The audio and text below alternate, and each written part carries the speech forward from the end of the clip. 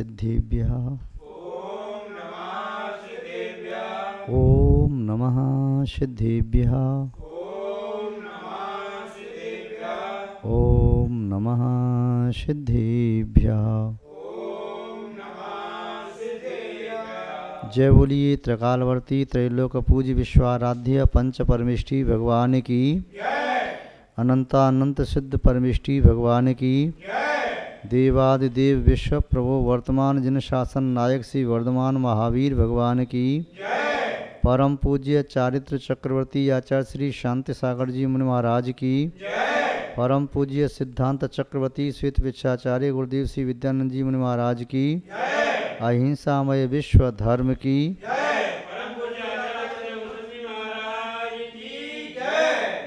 धर्म स्नेही सत श्रद्धालु यहाँ पर उपस्थित आप सभी भव्य वर पुंडरीक पुण्यात्मा महानुभाव, जीवन में हमें कई बार ऐसे अवसर प्राप्त होते हैं जिस समय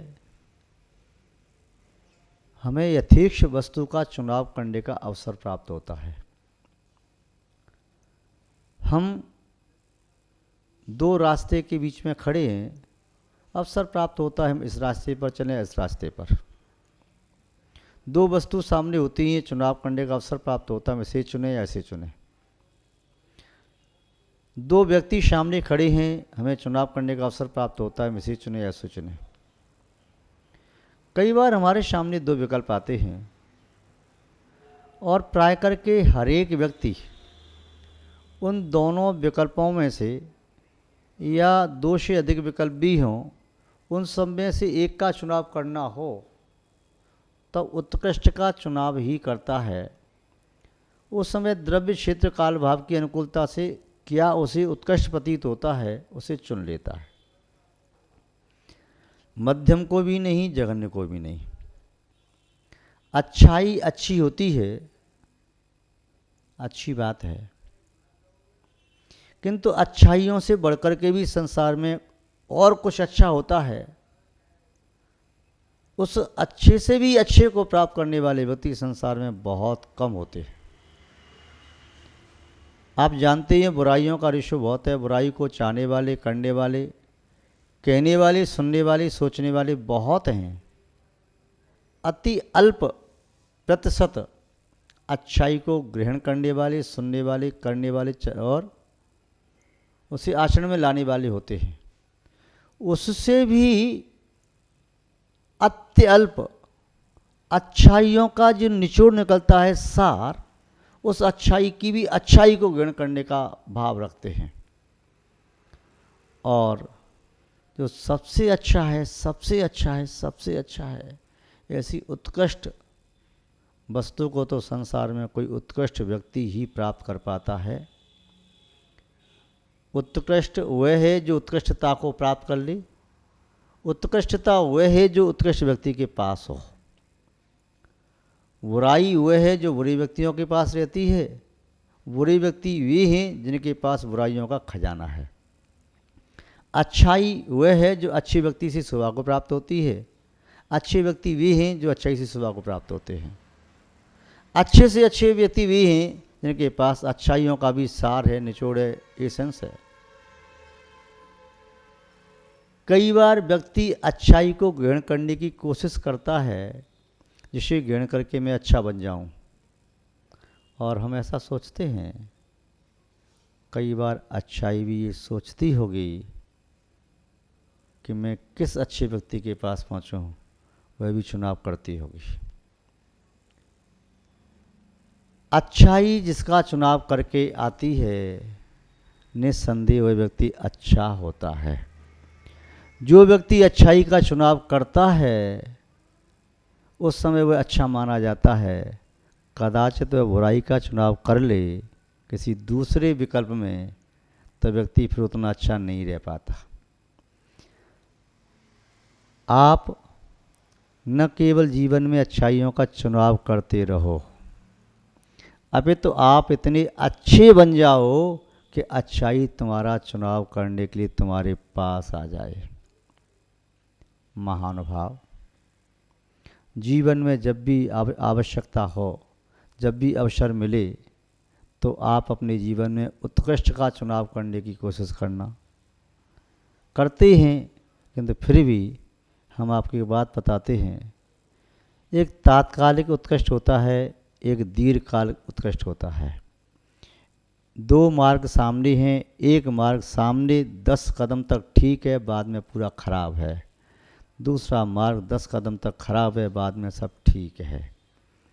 जो तात्कालिक उत्कृष्ट को चुनते हैं वे 10 कदम अच्छे मार्ग को चुन करके आगे बढ़ जाते हैं उत्साह के साथ, किंतु जो थोड़ा सा सोच समझ करके निर्णय लेते हैं वे 10 कदम क्या 100 कदम बुरे मार्ग को भी चुन लेते हैं, फिर बाद में यावत जीवन सुखद राह और मंजिल की प्राप्ति करते हैं। महानुभाव, कई बार व्यक्ति सत्ता, प्रभुता, वैभव, यौवन पाकर के इतना मदमस्त हो जाता है, मदहोश हो जाता है कि दूसरों की सलाह, राय उसे तृण के समान प्रतिभाषित होती है। समझता है वह सब कुछ हो गया, और जो निर्णय उसने ले लिया, जिस आवेश में ले लिया, चाहे प्रेम के आवेश में, चाहे क्रोध के आवेश में, चाहे घृणा के आवेश में, चाहे वैर के आवेश में, चाहे लोभ के आवेश में, जिस किसी आवेश में निर्णय ले लेता है उसे अपना सर्वमान उत्कृष्ट निर्णय मानता है। हम आपसे कहना चाहते हैं, निर्णय जब भी लें शांत चित्त से लें।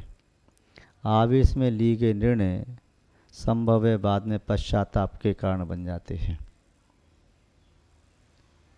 अपनी किस्मत पर इतना गरूर मत कर ओ खुदा के बंदे, अपनी किस्मत पर इतना गरूर मत कर ओ खुदा के बंदे। हमने बरसते पानी में भी महलों को जलते देखा है। ये न सोचो क्या तुम्हारे पास सब कुछ है, कुछ नहीं, एक क्षण में कुछ का कुछ हो जाता है। आपको इतिहास ज्ञात है, भारतीय संस्कृति में, भारतीय इतिहास में 2 नगरियां ऐसी रहीं जो जल के मध्य बसी थीं, एक लंका और दूसरी द्वारका। कोई और नगरी अग्नि की लपटों से स्वाह हुई और न हुई, किंतु दोनों नगरी अग्नि की लपटों से स्वाहा हो गईं, जल में रह कर के भी जल गईं। जब पाप का उदय आता है तब ऐसा ही हो जाता है। पुण्य का उदय आता है तो जल में भी नगरी बन जाती है, आसमान में भी नगर बस जाता है। पुण्य का उदय आता है तब प्रतिकूलता अनुकूलता बन जाती है, जब पाप का उदय आता है तो उल्टा हो जाता है। ध्यान रखो, आज तुम सबसे आगे हो, ध्वजा लेकर चल रही हो, झंडा तुम्हारे हाथ में है, किसी भी शासन का झंडा है, किसी भी यूथ का झंडा है, संगठन का झंडा है, आमनाय का झंडा है, पंथ का झंडा है, तुम सबसे आगे चलने वाले लीडर हो। किंतु इस पद, हुकूमत, सत्ता का अहंकार नहीं करना।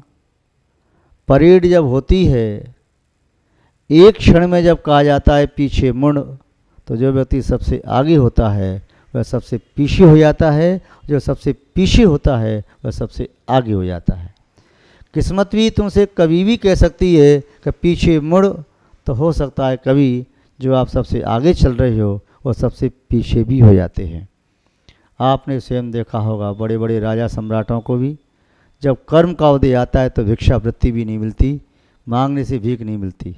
और ये भी आपने पढ़ा होगा इतिहास में, साहित्य में, पुराणों में, कि कोई भिखारी भिक्षुक वृक्ष के नीचे पड़ा हुआ था, हाथी ने आके अभिषेक कर दिया, माला पहना दी, वह वहाँ का राजा बन गया।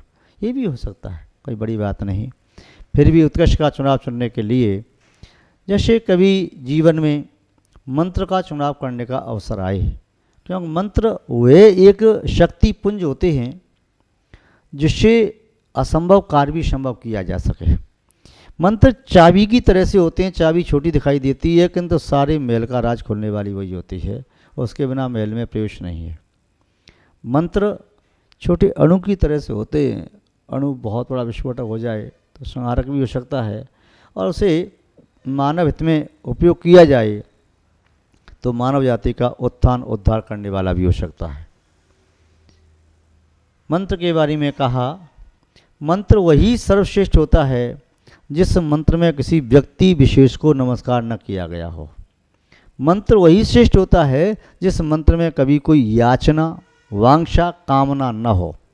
मंत्र वही श्रेष्ठ होता है जिसमें विश्व की संपूर्ण उत्कृष्ट शक्तियों को प्रणाम किया गया हो। मंत्र वही श्रेष्ठ होता है जिसमें शाश्वत शक्तियों के प्रणाम की या शाश्वत शक्तियों की उपासना की या स्मरण की बात कही हो।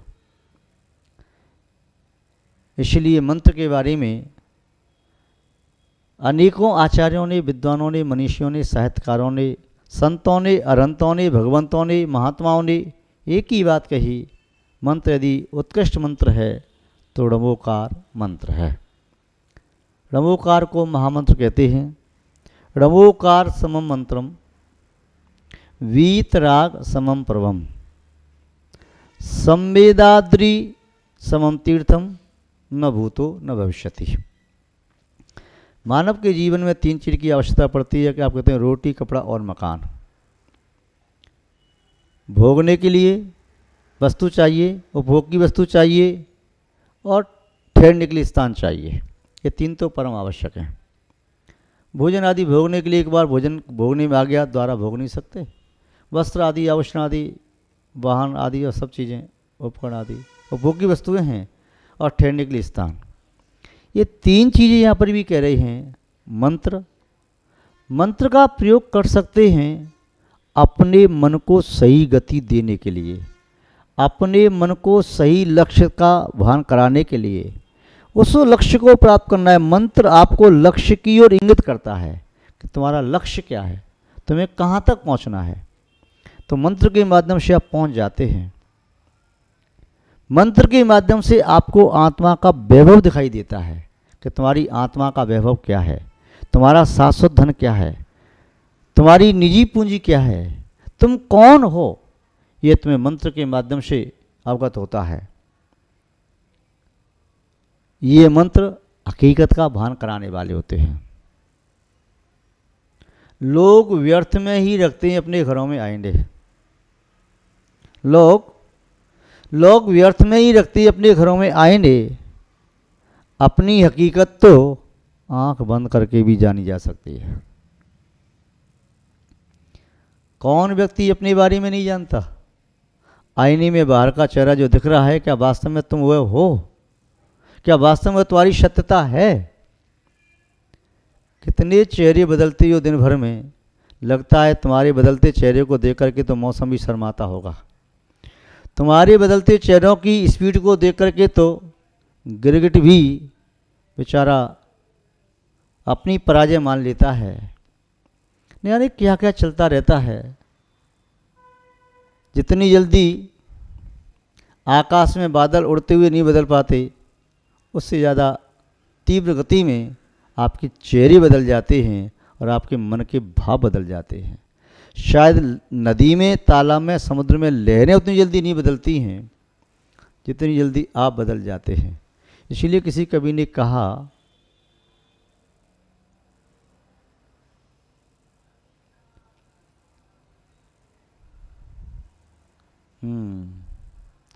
धुला दूध का कौन है, किसके पग नहीं पंख,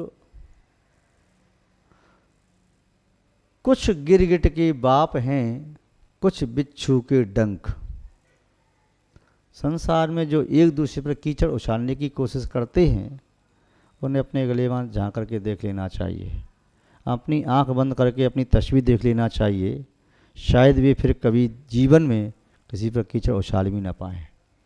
सामने वाले की जब ये गलती दिखाई देती है, यदि आंख बंद करके देखें, निस्संदेह सत्गुनी, सहस्गुनी, लक्षगुनी गलतियां तुम्हें अपने आप दिखाई दे जाएंगी यदि आंख बंद करके ईमानदारी से देखोगे तो।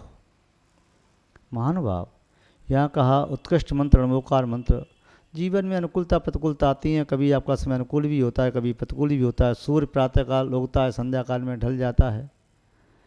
कभी छाया होती है तो कभी धूप होती है, कभी दिन होता है तो कभी रात होती है। व्यक्ति घबराए नहीं, अपना हौसला बुलंद रखे। घबराने की आवश्यकता नहीं है। नदी की धार की तरह से ये पानी भी बह जाएगा, इसमें भी निकल जाएगा। हिम्मत हारना कायरों का काम होता है, मनुष्य हिम्मत नहीं हारते। फिर भी क्या करें, किसका सहारा लें? जिस नाव का सहारा लेते हैं वो डूब जाती है। जिस किनारे पर बैठते हैं वे किनारे ही टूट जाते हैं। जिस शाख पर बैठता है वह पक्षी, वह शाख ही टूट जाती है। शाख को दोष क्या दें? जब समय की आंधी चलती है वे दरख्त भी धराशायी हो जाते हैं। इसलिए हम आपसे एक बात कहते हैं, चाहे जीवन में चाहे कितना भी अनुकूल समय आ जाए, कितनी भी आपको विभूति प्राप्त हो जाए, और चाहे आप कितने भी दरिद्र अवस्था को प्राप्त हो जाएं, दीनहीन अवस्था को प्राप्त हो जाएं, मृत्यु के मुख में पड़े हों, तब भी निरंतर महामंत्र णवोकार का जाप करते रहिए। इस मंत्र से तुम सुख में वृद्धि करोगे, सुख को दीर्घकालीन बनाओगे और दुखों को नष्ट करने में समर्थ हो जाओगे। दूसरी बात आपसे कहना चाहते हैं, संसार में कोई भी व्यक्ति किसी को देवता मान के पूज सकता है, पूजें, हमें आपसे ऐतराज नहीं, इतना कहना चाहते हैं। यदि आपको उत्कृष्ट वैभव चाहिए, आत्मा का वैभव चाहिए, तो राग द्वेष से संलिप्त, राग द्वेष से युक्त देवताओं को छोड़कर के वीतरागता की शरण को प्राप्त करना चाहिए। जो स्वयं राग द्वेष से सहित हैं, संसार की दशा से युक्त हैं, वे आपको ज़्यादा से ज़्यादा संसार का वैभव दे सकते हैं। यदि आपको संसार का वैभव चाहिए तो खूब पूजें आप, किंतु आपको आत्मा का वैभव चाहिए तब वीतरागता की क्षण में आना ही पड़ेगा। जो राग द्वेष आदि दोषों से रहते हैं, मोहनी कर्म से रहते हैं, ज्ञानावणी कर्म से रहते हैं, दर्शनावणी कर्म से रहते हैं, अंतराय कर्म से रहते हैं, जो अनंत चतुष्टय से सहित हैं, परम वीतरागी हैं, इस सामान्य भूमि से 5000 धनुष ऊँचे रहते हैं, उनका समोषण होता है, विभूति होती है, किंतु वे सबसे विरक्त, आत्मा में लीन। ऐसे वीतरागी जितेंद्रिय देव की उपासना करना चाहिए यदि आत्मा के वैभव को प्राप्त करने की वांछा है तो। तीसरी बात कहिए, व्यक्ति को कभी कोई स्थान अच्छा लगता है, कभी कोई स्थान अच्छा लगता है, कभी यहाँ जाता, कभी वहाँ जाता। यदि आपको अपना मन शुद्ध करना है, संवेद्राद्रि शमम तीर्थम, संवेदगिरी की तरह से कोई दूसरा तीर्थ नहीं है। इस भरत क्षेत्र में प्रलय काल भी आ जाए तब भी संवेद शिखर जहाँ पर है वह कभी नष्ट नहीं होता, वहाँ पर शाश्वत स्वास्थ्य के चिन्ह होते हैं। और अयोध्या जो तीर्थंकरों की शाश्वत जन्मभूमि है, वह तीर्थ ऐसा तीर्थ है जहाँ से प्रत्येक काल में 24 तीर्थंकर तो मोक्ष जाते ही हैं, इसके साथ साथ उनके साथ में असंख्यात मुनियों ने मोक्ष प्राप्त किया। और संवेद शिखर जी की भाव सहित वंदना करो। आचार्यों ने कहा, न भूतो न भविष्यति, ये तीन चीज़ ऐसी हैं कि इन समान तीन चीज़ व्यक्ति के समान न कोई था, न है, न हो सकेगा। ये तीन रत्न हैं जो तुम्हारे बालपन, यौवन और बुढ़ापा तीनों को सार्थक करने वाला है। बाल्य अवस्था से नमोकार मंत्र का जाप आपके कान में दिया जाता है। युवावस्था में वीतरागी भगवान की उपासना, और वृद्ध अवस्था में संन्यास के साथ शिखर जी पहुँचो, अपने शरीर का प्रत्याग करो। यही आत्महित का शाश्वत मार्ग दिखाई देता है। मैं समझता हूँ इससे ही आपका कल्याण, हमारा कल्याण संभव है। इन्हीं सद्भावनाओं के साथ अपनी शब्द श्रृंखला को हम यहाँ पर विराम देते हैं। जय बोलिए श्री शांतनाथ भगवान की, परम पूज्य आचार्य गुरुदेव श्री विद्यानंद जी महाराज की, अहिंसामय विश्व धर्म की।